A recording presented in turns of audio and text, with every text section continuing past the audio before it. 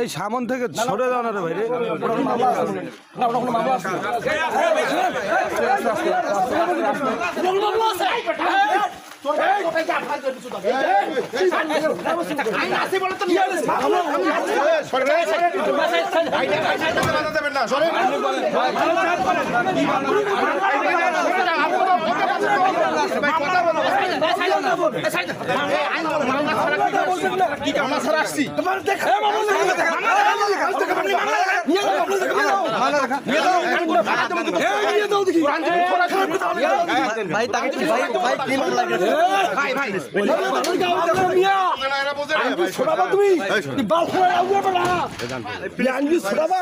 আপনি যে আসামিপক্ষ আইনজীবী আর তিনি তো জামিন হয়েছে কালকে থানায়, আজকে আপনাকে দেখলাম যে কোনো ধস্তাধস্তি করতেছেন টিভির সঙ্গে, মানে কি ঘটনা বলেন তো?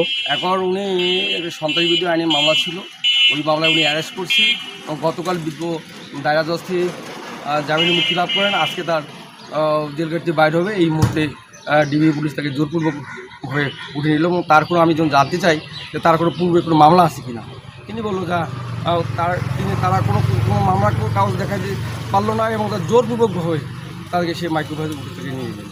শুধুমাত্র তাকে হয়রানি করার উদ্দেশ্যে এবং রাজনৈতিক কারণে তাকে আজকে তারা ডিবি কাস্টডিতে নিয়ে গেল। আমার মনে হয় তার জনবিরোধিতার কারণে বিভিন্ন ইস্যু আছে, রাজনৈতিক ইস্যু আছে, এই কারণে।